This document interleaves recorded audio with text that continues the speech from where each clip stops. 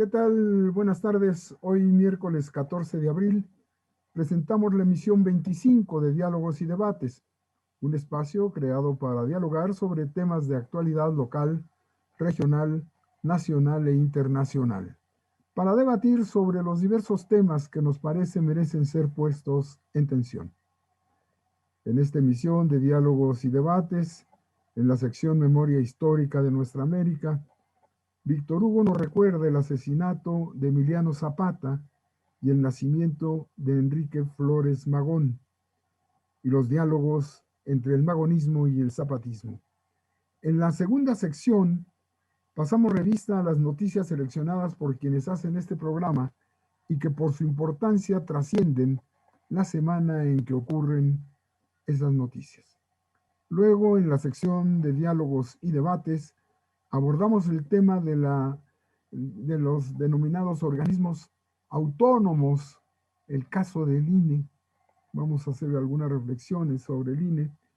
Posteriormente, en nuestra sección ¿Qué ver, qué escuchar, qué leer?, Adriana Paola nos invita a una revisión histórica del Plan de Ayala y a un recorrido por la ruta de Zapata. Finalmente, en la sección de Dialogando con el arte y la cultura, quienes hacemos este programa, dialogaremos con los escritos magonistas. Acompáñenos en los siguientes 50 minutos y sin más, Víctor Hugo rememora el asesinato de Emiliano Zapata y el nacimiento de Enrique Flores Magón. Víctor, tienes la palabra. Hola Doc, muchas gracias. Pues sí, el día de hoy vamos a hablar de dos grandes íconos del movimiento revolucionario en México, porque esta semana se cumple un aniversario más del fallecimiento del general Zapata, que fue el 10 de abril de 1919 y se cumplen 102 años de su ausencia física. Y digo ausencia física porque pues el legado del general Zapata sigue presente, ha estado presente desde entonces, desde la revolución, y pues prácticamente en todas las luchas reivindicativas del pueblo mexicano hasta ahora. Por ejemplo, el movimiento zapatista, el Ejército Zapatista de Liberación Nacional, pues toma del general el nombre. Por otra parte, pues también tenemos a uno de los hermanos Flores Magón, que pues fue parte de esta gran familia de precursores de la revolución, que me refiero a Enrique Flores Magón, que nació el 13 de abril de 1877 en Oaxaca, y que bueno, igual que sus hermanos, fue partidario del anarquismo, que fue periodista y que incursionó en la vida política y en el movimiento ideológico que inspiró a la Revolución Mexicana. Y bueno, son dos personas importantes, sobre todo hablando, por ejemplo, en términos de la acción revolucionaria, de la toma de armas, pues el general Zapata, y en la parte un tanto más ideológica, pues los hermanos Magón, con la participación de los hermanos Flores Magón en El Hijo del Aguizote. Después, la relación que tuvieron los hermanos Flores Magón y todo el ideal magonismo con el zapatismo, que no era precisamente de definición anarquista, pero que dada la raíz indígena y esta concepción no centralista del poder, pues que tenía un acercamiento ideológico, práctico, de parte del zapatismo hacia los ideales anarquistas, y que incluso hoy se notan todavía en la herencia que va más allá del nombre del Ejército Zapatista de Liberación Nacional y del movimiento zapatista en general en el sureste de México, que tiene una tendencia muy cercana con el anarquismo, pero que sin duda también reivindica otras causas que no han sido estrictamente reivindicadas por el movimiento anarquista. Y bueno, pues hoy conmemoramos el nacimiento de Enrique Flores Magón y también un año más de la partida física del general Emiliano Zapata. Gracias, Víctor. Bien, pues ahora pasamos a nuestra segunda sección, que es las noticias que trascienden esta semana. Son noticias seleccionadas por quienes participan en el programa y que por su trascendencia, su importancia, rebasan la coyuntura, o por lo menos pensamos que rebasan la coyuntura y tendrán efectos posteriores al hecho tal como fue noticiado. Empezamos con Marco Antonio Moreno. Gracias, doctor. Gracias. Buenas tardes a todos y todas quienes nos ven y nos escuchan. En días recientes se ha dado a conocer dos importantes movimientos en la lucha contra la corrupción que plagó la vida pública durante los sexenios pasados. Por una parte, el ex senador José Luis Lavalle se convirtió en el primer político encarcelado por sus partidos y a los legisladores a cambio del voto favorable a las reformas estructurales impulsadas por el gobierno de Enrique Peña Nieto en el marco del Pacto por México, y en particular para aprobar la privatización del sector energético. Cabe recordar que las pesquisas contra Lavalle derivan del testimonio de Emilio Lozoya, exdirector de Petróleos Mexicanos y primer procesado por el escándalo de Odebrecht, quien se encuentra ahora en libertad en calidad de testigo colaborador de la Fiscalía General de la República.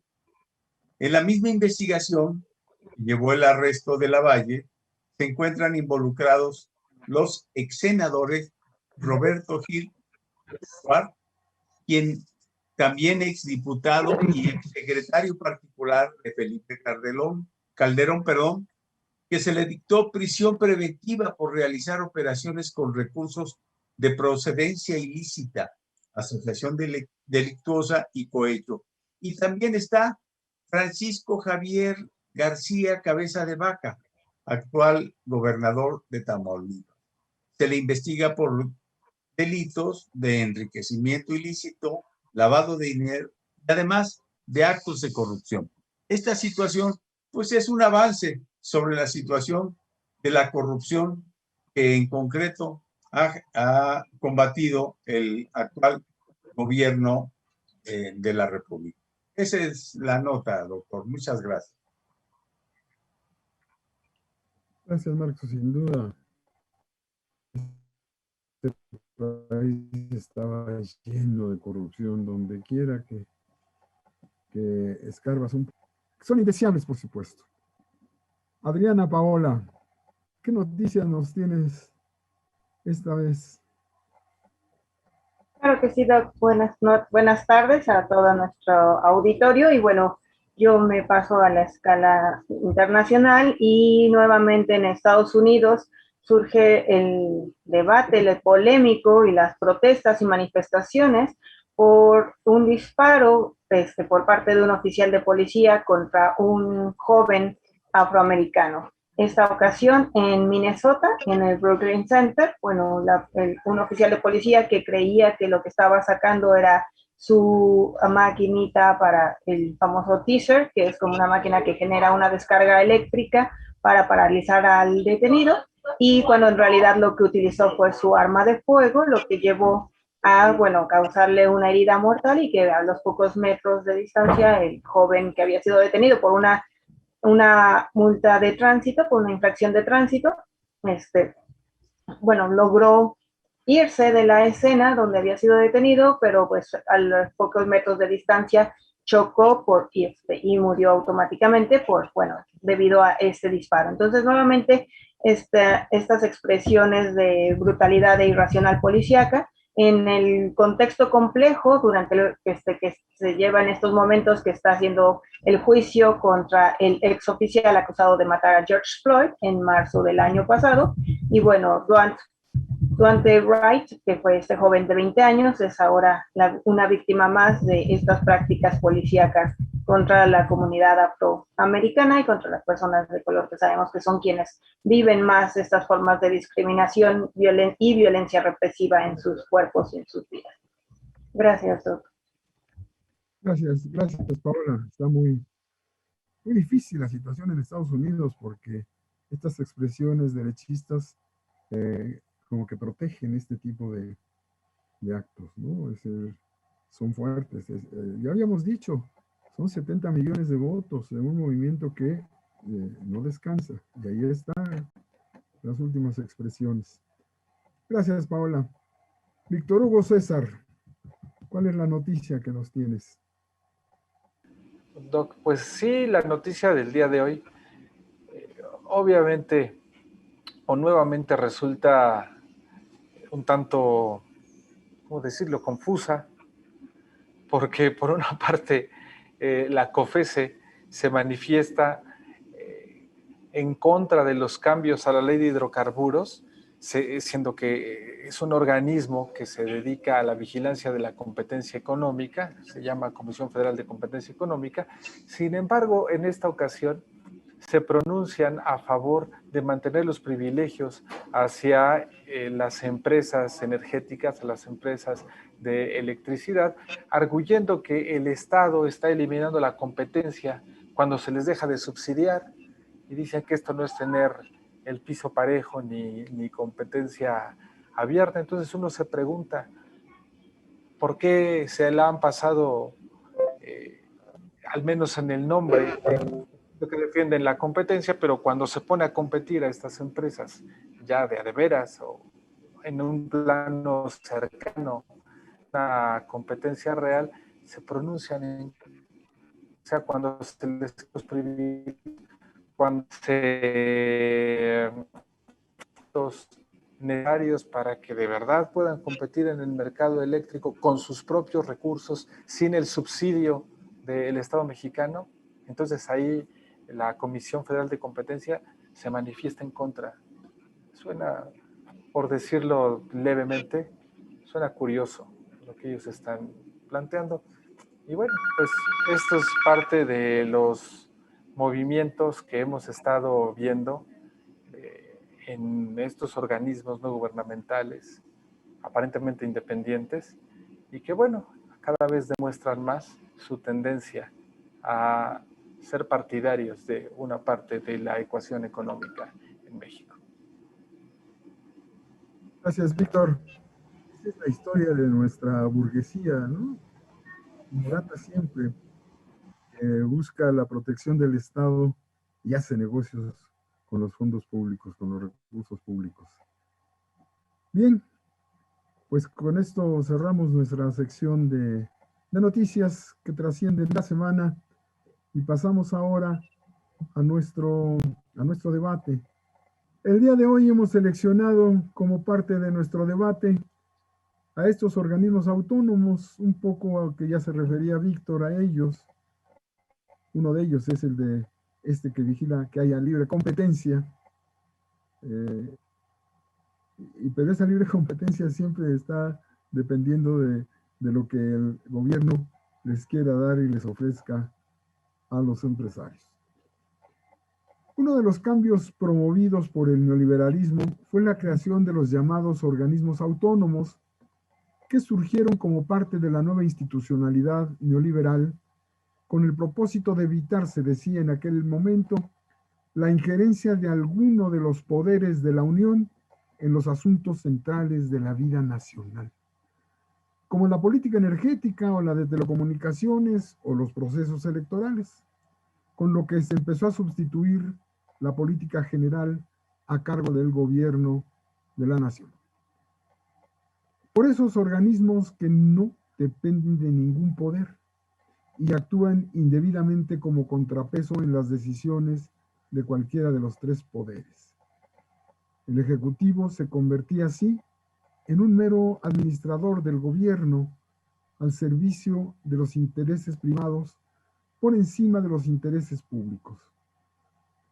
Con los organismos autónomos se crea una especie de gobierno paralelo no elegido por los ciudadanos, con lo que el Estado Nacional pierde autonomía y capacidad de regulación y se remodelan las relaciones Estado-economía y las del Estado con las élites del poder económico, lo que significó estrechar el poder económico y el poder político, de manera que se facilitaron los negocios privados con recursos públicos.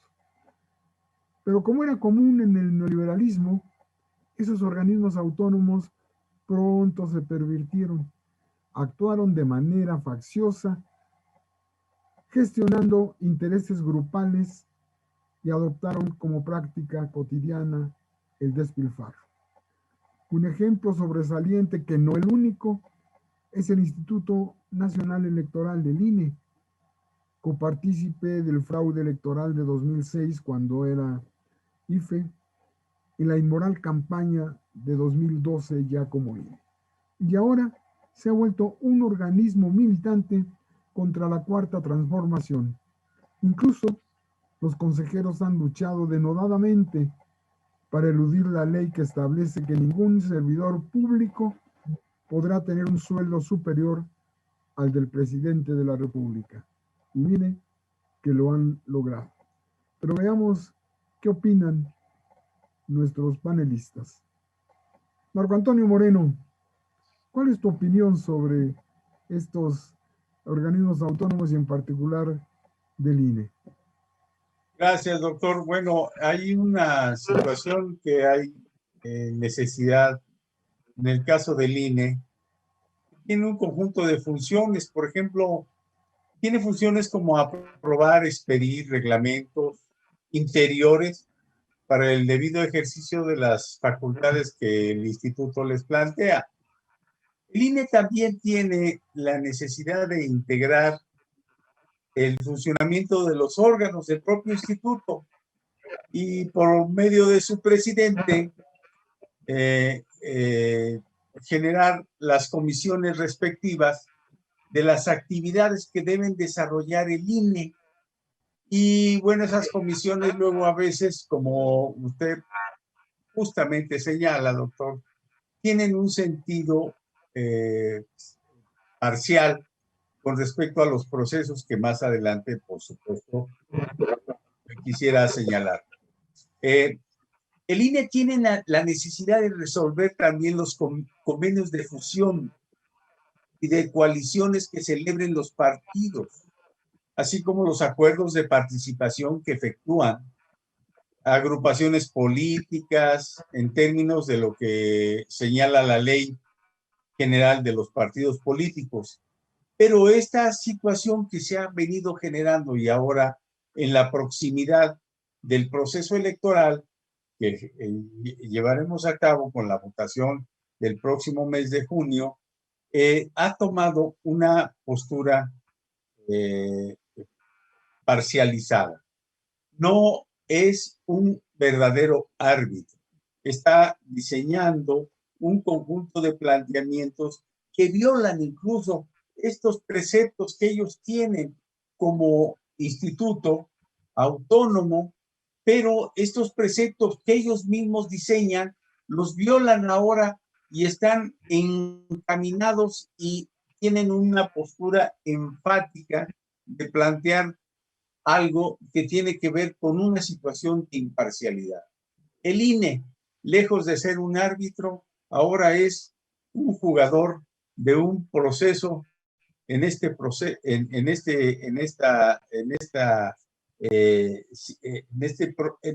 cuestión de las elecciones. Tiene una postura encaminada a impedir que todos aquellos candidatos que plantean el fortalecimiento de la cuarta transformación, por supuesto, los tratan de impedir. Bueno, esto es lo que yo quisiera plantear en primera instancia para generar esta discusión en el debate. Gracias, doctor. Sí, Marco. Hola. ¿Cuál es tu opinión sobre el INE? Claro que sí, Los autónomos. sobre el INE y bueno, los organismos constitucionales autónomos. autónomos, que es esa complejidad, ¿no? Están dentro de la Constitución, supuestamente fuera del Estado, entre comillas, porque sabemos que actúa el Estado a través de ellos, y esa es su complejidad, ¿no? Ese discurso de autonomía que supuestamente está integrado desde su origen en la década de 1990, para el caso de México. Y bueno, sabemos que responde a todo ese marco de reformas estructurales del neoliberalismo, efectivamente, y cómo a mí me parece interesantísima la forma en la que en los 90 mucha gente de izquierda y de movimientos sociales pensaba que los organismos autónomos era una vía para hacer contrapeso contra las prácticas de corrupción del gobierno, cuando sabemos que en realidad, bueno, siempre ha sido un espacio que no es de elección popular, un espacio que era pues más que dedazo, y bueno, sí, si bien ha sido un espacio disputado, tal vez por algunas organizaciones sociales, finalmente ha sido esta lógica, este entramado que permite al Estado tener una ala más de complicidad, ¿no? En ciertos momentos. Y bueno, también una parte interesantísima es como la Constitución, el discurso que prevalece en los últimos años, principalmente desde que surgieron estos organismos autónomos, es el uso de la palabra autonomía, ¿no? Que repetidamente ha sido utilizada en la Constitución, y cómo se plantea en esta lógica de estos organismos autónomos que sabemos que responden a prácticas de poder, a prácticas de una correlación de fuerzas y demás, pero además cómo se da contrapeso a la existencia de los organismos autónomos, y a la par se niega la autonomía, por ejemplo, demandada por los pueblos indígenas, ¿no? Entonces, como esas contradicciones en el discurso constitucional que tenemos en México. Bueno, sabemos que para el caso del INE, repetidamente se ha visto comprometido a favor de ciertos grupos de poder y de ciertos partidos políticos, y bueno, que siempre ha dejado muy cuestionada su supuesta neutralidad, que tendría que ser como esa parte, esa supuesta autonomía que tendría que eventualmente funcionar para evitar prácticas de corrupción, y sabemos que se suma simplemente a hacer una estrategia más para las prácticas de corrupción de organizaciones añejas, con ese poder añejo y pues dinosaurios y demás, ¿no? Entonces, bueno, esa es un poco mi reflexión. Gracias, Paola. Víctor Hugo César, ¿cómo ves tú esto del INE y los organismos autónomos? Bueno, pues ya es casi una tradición que después de movimientos, digamos, de inconformidad electoral dentro de nuestro país, pues siempre hay algún tipo de cambios en los institutos dedicados o los organismos dedicados a las elecciones. Está, por ejemplo, desde la creación del IFE, el Instituto Federal Electoral, en los 90, después de la poca credibilidad que tuvo la elección de Carlos Salinas de Gortari y el fraude que todos conocemos en contra de la candidatura de Cuauhtémoc Cárdenas. Y sucedió otro tanto con la creación del INE en el 2013, cuando fue muy controvertida también la elección de Enrique Peña Nieto por la compra masiva de votos.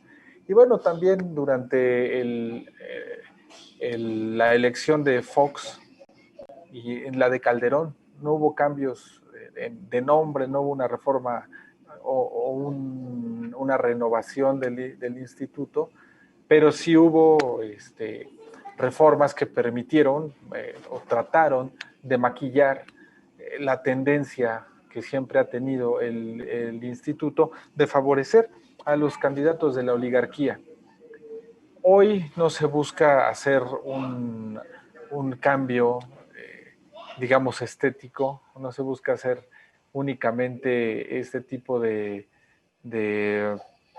arreglarle la fachada, cambiarle el nombre, pero continuar con estructuras similares, sino que se busca la desaparición de este instituto. No sabemos ¿qué puede haber? No hay una propuesta, al menos desde mi punto de vista, no ha habido una propuesta clara de qué puede sustituir a esta institución.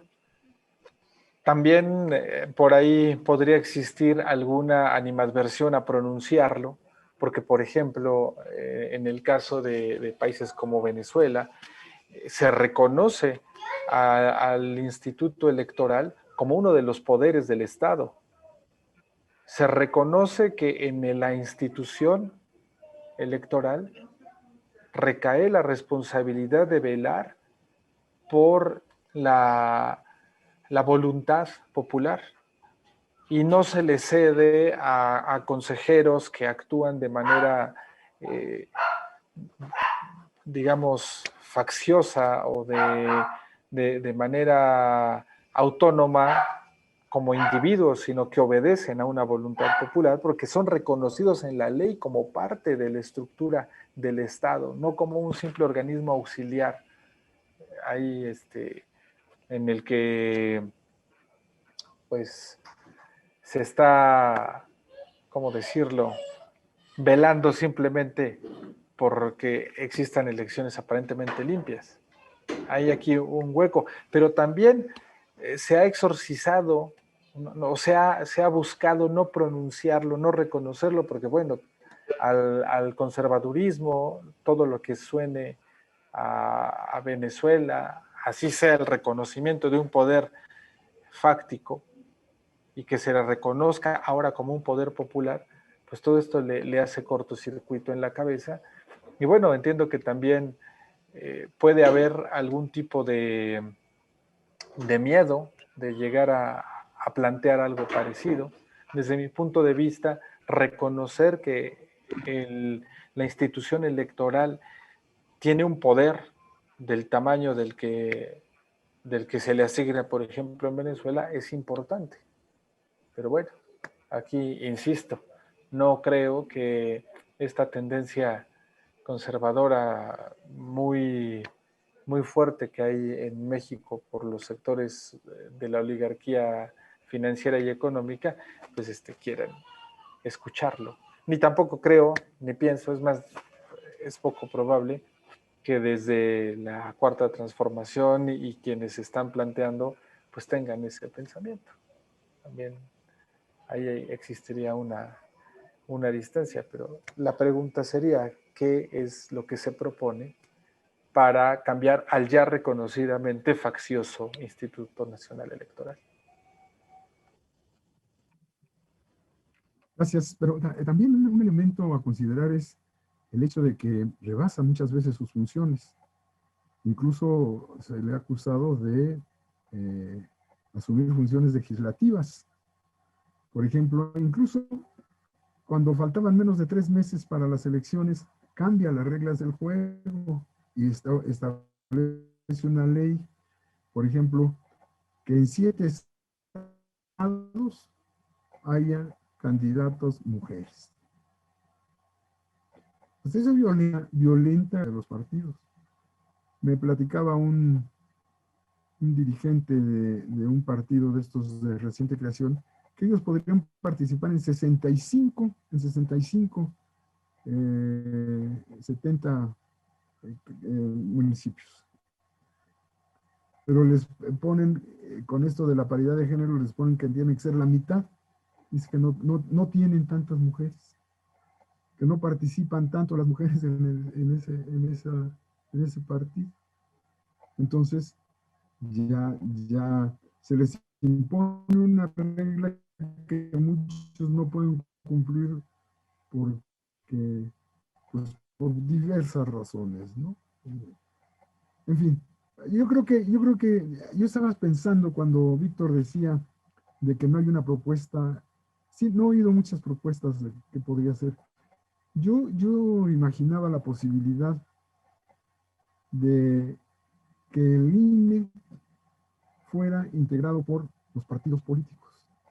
O sea, si los que juegan son los partidos políticos, pues que ellos establezcan sus propias reglas eh, coyunturales para cada elección, teniendo como principio fundamental la garantía de la claridad, la transparencia, la legalidad, la certeza, la democracia, y que las modalidades que fueran asumiendo fueran consensadas por todos los partidos. Podría ser, habría que darle alguna vuelta a esta posibilidad de que los que juegan sean los que sean los árbitros del juego. Bien, ¿alguien más quiere dar su opinión? ¿Alguna opinión final? Algo interesante, doctor, si me permite, por favor.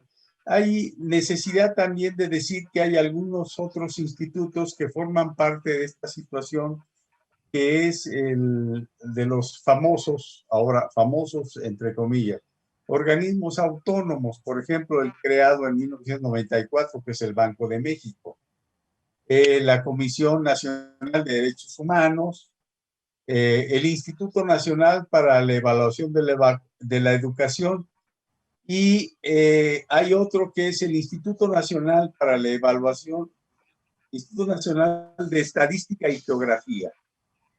También ha habido posiciones, no solamente en materia de ahora que nos encontramos en un proceso electoral, pero hay otros, estos institutos han hecho declaraciones en algunos momentos en los cuales prácticamente están planteando un enfrentamiento, lejos de poder ser algo que pudiera plantear como una serie de balanza entre las disposiciones del Ejecutivo y estos organismos autónomos.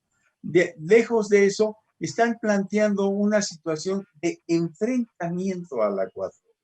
Entonces, estas comisiones, ¿sí?, estos institutos autónomos, yo creo que es necesario hacer una profunda revisión de su situación, de la creación de ellos y por lo tanto de la necesidad de hacer una verdadera reforma para ver si efectivamente están cumpliendo con un proceso que beneficie al conjunto de nuestro país. Eso es lo que estoy. Bien, pues con eso terminamos nuestra primera parte de la emisión 25 de Diálogos y Debates. Hacemos un corte y regresamos.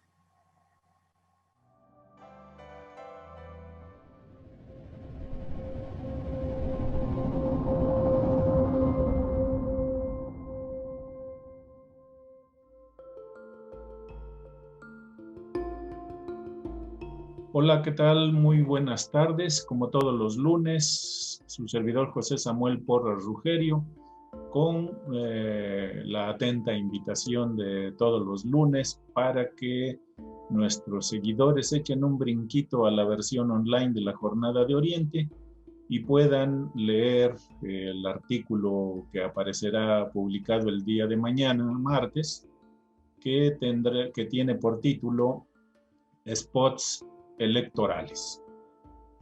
La temática central versa en una pregunta muy simple.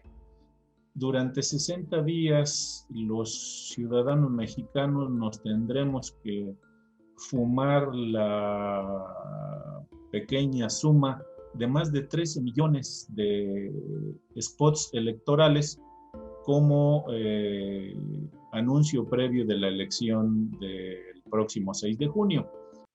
Y es necesario preguntar si con ese bombardeo de anuncios realmente los ciudadanos pueden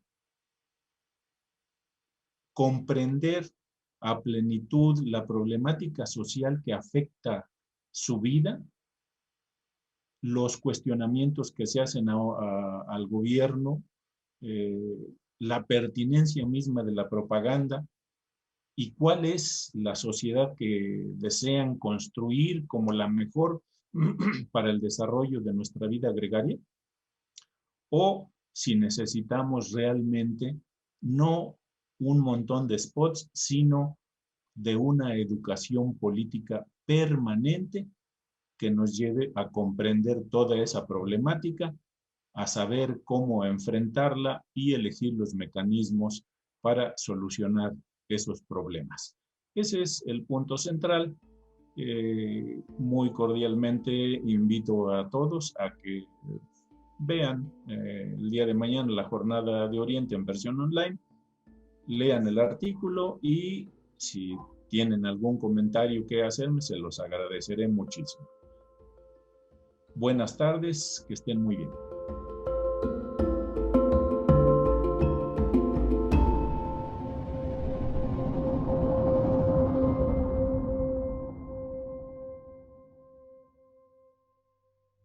Adriana Paola nos invita a una revisión histórica del Plan de Ayala y a un recorrido por la ruta zapatista. Acompañemos a Adriana Paola. Muchas gracias, doctor Ornelas. Pues efectivamente, continuando aquí con el homenaje y recordando el fallecimiento el asesinato de Emiliano Zapata, bueno, vamos a referir algo tan significativo como lo que es el Plan de Ayala, así como lo que se conoce como la Ruta del Sur o la Ruta Zapatista en la época de la Revolución. Y bueno, obviamente iniciando por Anenecuilco, que es este lugar donde el agua se remolina y es donde comenzó el zapatismo, naciendo Emiliano Zapata el 8 de agosto de 1879, y que fue donde el pueblo lo eligió para sumarse a la lucha contra los hacendados. Posteriormente está Tlaltizapán, que es un lugar donde, bueno, Zapata repartió tierras, dictó leyes, practicó la charrería e incluso escuchaba poesía en la plaza del pueblo. Chinameca es el lugar de traición, ¿no? Sabemos que Jesús Guajardo le hizo esta trampa para ser emboscado en la tarde del 10 de abril de 1919, como ya comentó Víctor. Y bueno, obviamente Cuautla, que es significativo, en donde descansan los restos de general Emiliano Zapata. Pero además, bueno, más allá de eso, pues también está, por ejemplo, la Sierra Mixteca de Puebla, ¿no? Y el Plan de Ayala, que se conoce por haber sido firmado en la villa de Ayala. Y bueno, también hay una versión, existen 6 versiones, entre varias otras transcripciones, por supuesto, pero 6 versiones originales en el entendido que fueron transcripciones, copia fiel de la primera versión original, con unas ligeras modificaciones entre unas y otras, pero una de ellas, y que se señala como la principal, sería esa que fue firmada en Ayoshusla de Zapata. Bueno, hoy se conoce como Ayoshusla de Zapata, en aquel entonces era únicamente Ayoshusla, que se encuentra en la Mixteca poblana, en el suroeste del estado de Puebla. Y bueno, esto ha sido como muy icónico. Sabemos que existe todavía esa pequeña casa de adobe con el horcón original que levanta esta casa, la mesa en la que se firmó, y sabemos que este documento, Zapata dijo: esos que no tengan miedo, que pasen a firmar, fue la frase con la que convocó a los que estaban de testigos y sumándose a este documento. A finales de noviembre, la data entre el 25 y el 28 son las fechas que aparecen en las distintas versiones del documento.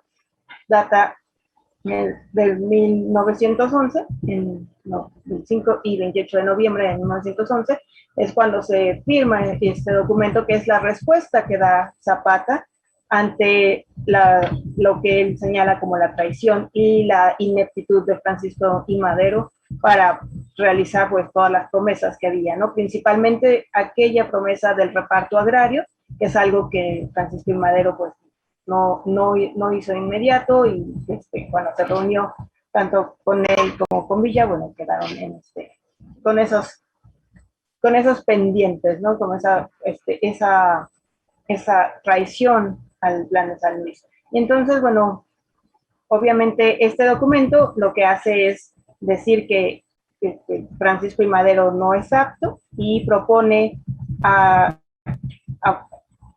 bueno, como jefe de la revolución, dice, rechaza a Francisco I. Madero y propone a Pascual Orozco, ¿no? Y dice, bueno, en caso de que Pascual Orozco no lo sea, que se me reconozca a Emiliano Zapata, ¿verdad? Dentro de los aspectos fundamentales, obviamente tiene que ver con el reparto agrario, con quitar a todos los caciques, a todos los tiranos, Y un aspecto que ha sido polémico e interesante en este documento es el apartado 12, donde el original pareciera decir que es el Congreso de la Unión quien dictará el proceso electoral, ¿no? Ahora que comentábamos en línea, y algunas modificaciones, algunas de las copias y transcripciones que existen, señala en ese mismo apartado 12 que es el presidente interino quien dictará o convocará a los procesos electorales, ¿no? Entonces, bueno, es este documento que retoma el ideal de Zapata, ¿no? La tierra es de quien la trabaja y se vuelve la bandera de la revolución en el sur, principalmente en el sur, y el himno del campesinado sureño, en la región principalmente del sur de Puebla, Morelos, Guerrero y todas las regiones del sur. Y bueno, ahí dentro de los aspectos también icónicos sabemos, les menciono a Yoyuxtla de Zapata, que es una región interesantísima. Yo tuve la oportunidad de trabajar durante los 90 en esta región y era fascinante escuchar mujeres. Hoy recuerdo una mujer maravillosa que era orgullosa de haber sido novia de Zapata, ¿no? Entonces esta trayectoria, Morelos, el sur de Puebla, que tiene esa presencia fuerte del zapatismo y que todavía hoy están en lucha, que tienen propuestas alternativas, que están construyendo y demandando aquellos ideales. Como bien señalaba Víctor, en la memoria de nuestra América, estos ideales no se pierden, ¿no? Y bueno, otra parte de la ruta de Zapata es el famoso en la Ciudad de México, en la famosa cantina La Ópera, que bueno, es icónica en este caso por aquel balazo que dio Villa a la hora que entraron. Y bueno, ese también es otro lugar interesante que sería conveniente recuperar. Es un recinto muy Art Nouveau, un restaurante hoy en día es bastante caro, pero muy sabroso. Si tienen la oportunidad de comer ahí, se los recomiendo. Y bueno, que está el icónico hoyo en la pared donde está el balazo de Francisco Villa, como ese simbolismo de tomar esos territorios que antes eran de la burguesía y demás.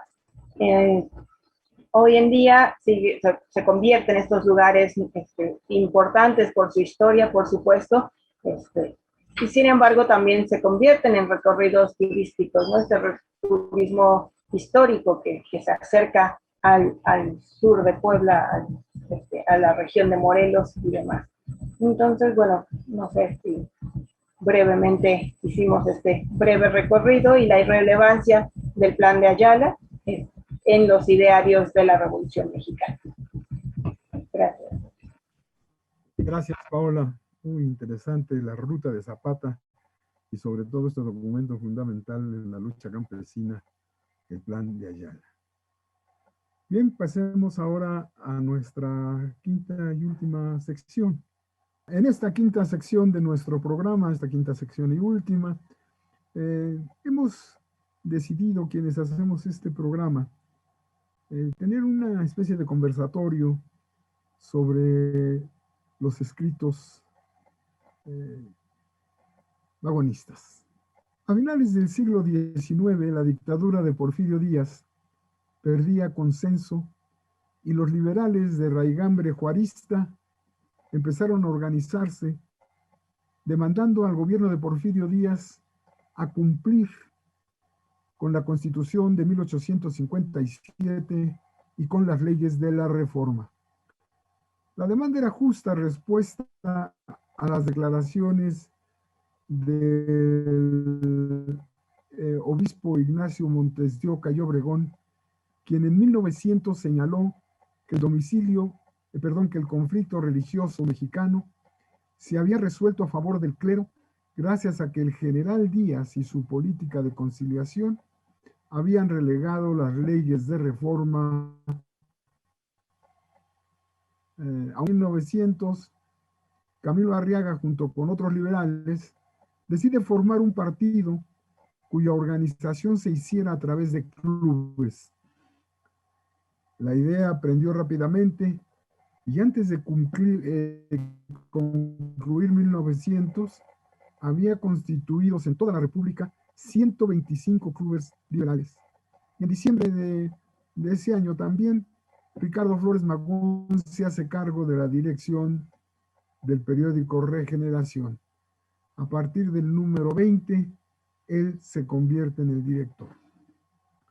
En 1903 se crea el Círculo Liberal en la Ciudad de México y entre sus promotores, fundadores, están precisamente los hermanos Ricardo y Enrique Flores Magón.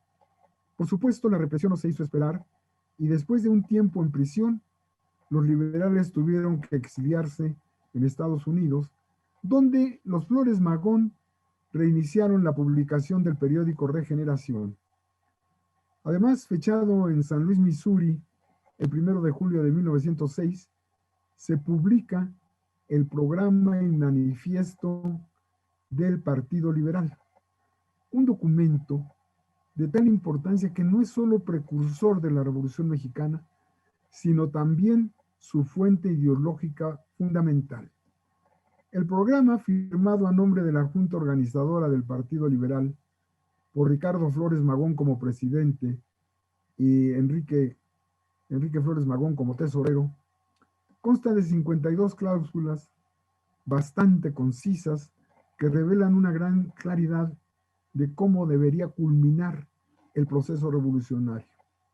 Aunque también hay cosas inexplicables, como la cláusula 16, que dice prohibir la inmigración china, lo cual no resta méritos al documento que, entre otras cosas, propone la educación laica, la jornada laboral de 8 horas, el descanso dominical obligatorio, se prohíbe el trabajo infantil, se reglamenta el trabajo doméstico y el trabajo a domicilio, outsourcing, la obligación de los patrones de proporcionar vivienda a sus trabajadores, el pago de los salarios en efectivo para acabar con las tiendas de raya, gravar el agio, los artículos de lujo, los vicios y aligerar las contribuciones a los artículos de primera necesidad.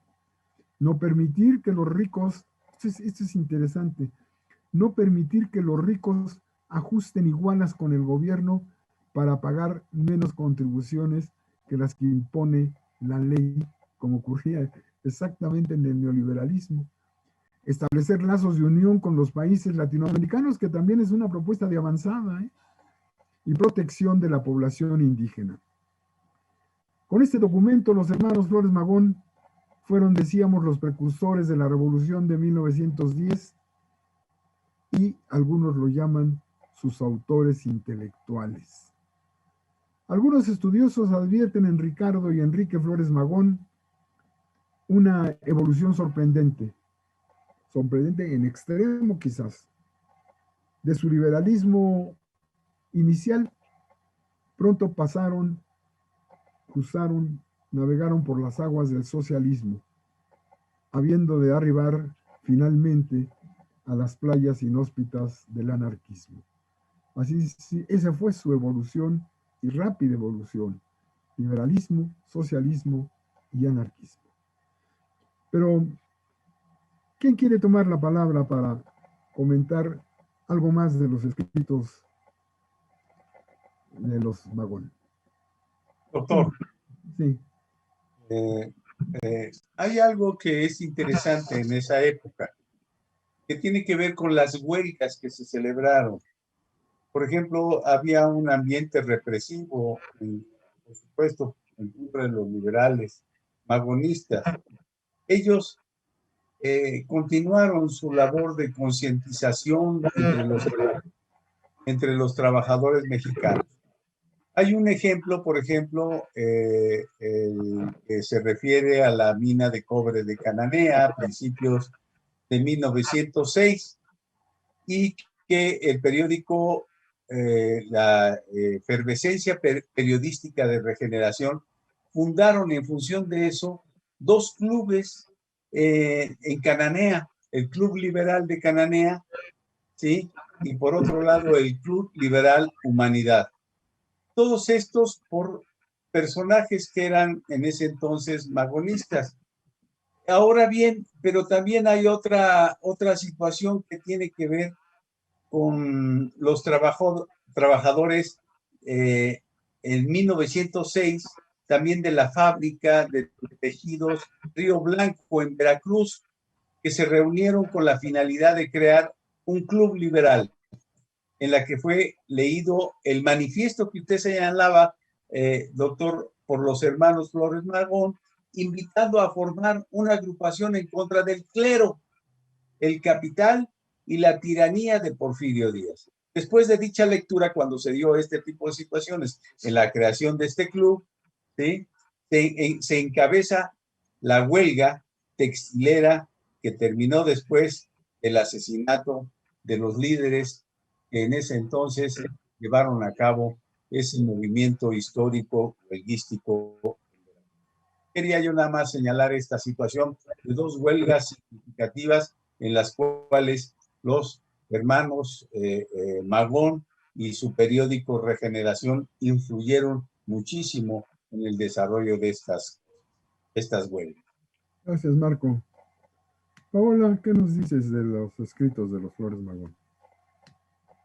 Sí, no, pues bueno, efectivamente, como ya usted mencionaba, tiene esa parte ideológica de la revolución, pero además también algo que me parece muy interesante es cómo generan, como comentábamos tras bambalinas hace un momento, ¿no? Esa militancia política desde su periodismo, desde su hacer comunicación.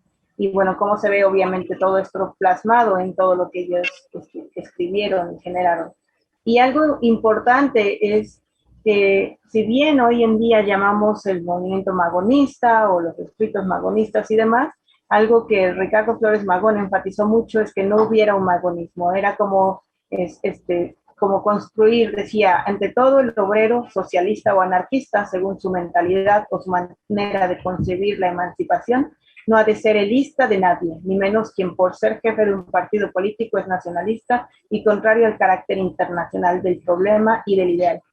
Ser ista de un hombre, ser fulanista, ser partidario de un hombre prestigioso que nunca es infalible por buena intención que se le suponga, es renunciar a la propia inteligencia y a la propia voluntad.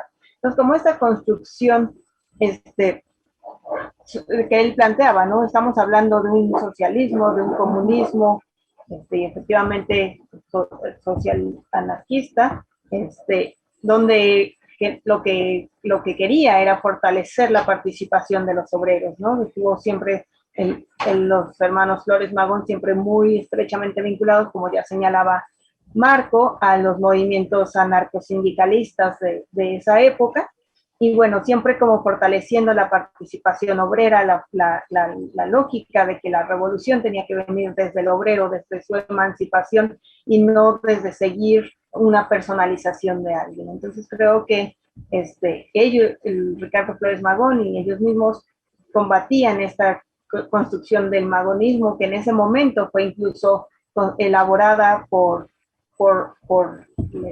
la contraparte, ¿no? Por la crítica. Y bueno, obviamente su participación siempre en este discurso emancipador hasta la fecha, ¿no? Hay muchos movimientos obreros, puedo citar movimientos obreros en la región de Tehuacán, que todavía están leyendo sus escritos, que están inspirándose y que están luchando por sus derechos con base en los aportes de los hermanos Flores Magón, ¿no? Y bueno, que además obviamente está muy vinculado a toda esa región, Tehuacán, Oaxaca, y que obviamente pues cuna de los hermanos Flores Magón, pues tiene también esa historia de lucha, lucha laboral y demás. Entonces, bueno, me parece algo importante señalar la forma en la que ellos rechazaban los personalismos absurdos que de repente generan estos mesías políticos, y lo que querían era fortalecer la participación comprometida del pueblo, la emancipación desde las prácticas revolucionarias más legítimas desde las bases. Gracias, Paola. Víctor, platícanos de los Flores Magón. Sí, bueno, además de todo lo que ya han dicho los compañeros, bueno, el compañero Marco y la compañera Adriana, creo que es importante, además bueno, reconocer, además de la militancia muy comprometida de los hermanos Flores Magón, la influencia que el movimiento que ellos inspiraron, el movimiento anarcosindicalista que ellos inspiraron en México y en el que prácticamente entregaron la vida, que ha tenido una influencia muy fuerte en la configuración de la Constitución de 1917, porque cosas que para aquel momento resultaban profundamente radicales, como el considerar a los trabajadores como sujetos dotados de derechos, una jornada laboral de 8 horas, con derecho a la salud, derecho a la educación, etcétera, aunque son planteamientos que en términos de la Constitución ellos rechazaban por la radicalidad que tenían en su fundamento anarquista, pero que bueno, a pesar de esta contraposición a la ley central, influenciaron de una forma muy profunda el contenido de la Constitución. Por otra parte, la generación de figuras legales para la posesión comunitaria de la tierra es de amplia influencia no solo zapatista, por el contenido indígena comunitario de esa lógica, sino también magonista, anarquista en cuanto a su fundamento popular y esta búsqueda de sistematizar desde una óptica propia el ejercicio del poder colectivo. Entonces, a pesar de la oposición que ellos tenían de formalizar en una constitución central la vida política, pues finalmente sí hubo un legado que perdura, a pesar aún hoy, a pesar de toda la destrucción de los neoliberales respecto a los derechos de los trabajadores, sigue perdurando el legado del anarcosindicalismo ampliamente influenciado por las ideas de los Flores Magón. Gracias, Víctor. A ver, yo voy a comentar algo que a lo mejor no es exactamente lo que se piensa de los Flores Magón. En la época de 1906, cuando publican el proyecto liberal, este programa del Partido Liberal, ellos todavía no son anarquistas, los Flores Magón. Son todavía más cercanos al socialismo.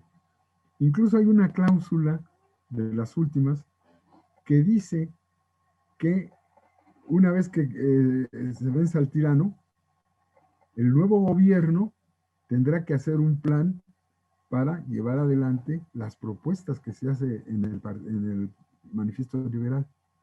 O sea, ahí dicen que es el gobierno el que tiene que hacer los cambios, el que tiene que hacer un programa para que se lleven a cabo los cambios. Es más adelante cuando particularmente Ricardo Flores Magón se tiende más al anarquismo y dice que no hay que esperar nada de los nuevos gobiernos. Dice que la tierra hay que repartirla en el proceso revolucionario, no esperar a que el gobierno haga las reformas o reparta la tierra, porque lo dicen muy claramente en sus discursos. No lo van a hacer. No lo van a hacer porque los que nos representan en las cámaras siempre serán aliados al capital. Entonces dicen, hay que hacer lo que después fue la posición de los anarquistas en Barcelona. No hay que defender a la República ni tomar el poder, hay que hacer la revolución en el proceso mismo del revolucionario. Y eso es lo que decía Ricardo Flores Magón, y decía también Enrique Flores Magón. Hay que repartir la tierra cuando esté la revolución, cuando esté el pueblo en armas, para defenderla y para constituir la propiedad comunal. Bueno, entonces yo digo que esa es la evolución que tienen los Flores Magón, del liberal, incluso liberal anticlerical, eran anticlericales. Luego socialista ya en esta parte del plan liberal, y anarquistas al final de su vida, ¿no? Bueno, así lo entiendo yo. A ver, Marco, tú querías decir algo más. Bueno, ya había señalado algunas cosas, pero a mí me parece interesantísimo la situación que los Flores, la concepción que los Flores Magón manejaban en aquel entonces, la situación de la utopía. Ellos cierran algunos aspectos en sus escritos, ¿sí? Que dicen, por ejemplo, para no extenderme mucho sobre el ideario utopista que planteaban los hermanos Enrique y Ricardo Flores Magón, escribieron, voy a señalar con comillas, utopía, ilusión, sueños, cuánta poesía, cuánto progreso, cuánta belleza y sin embargo, cuánto se desprecia. Adelante, el insulto, el presidio y la amenaza de muerte no pueden impedir que el utopista sueñe. Me parece que esta es una de las frases muy interesantes, muy bien planteadas, y en ese entonces podría decirse pues que son verdaderamente los sueños de un proceso revolucionario que finalmente logró culminarse en 1900. Eso es lo que puedo plantear. Bien. ¿Alguien más? Bueno, no sé si no hay nada más. Concluimos esta parte agradeciéndole su participación y a usted que nos haya tenido la paciencia para escucharnos y vernos. Concluimos así la emisión 25 de Diálogos y Debates y los esperamos la próxima semana, miércoles a las 6 de la tarde, en este canal de La Jornada de Oriente en YouTube. Gracias, hasta luego. Nos vemos, Paola, Víctor, Marco. Nos estamos viendo. Hasta luego. Hasta luego.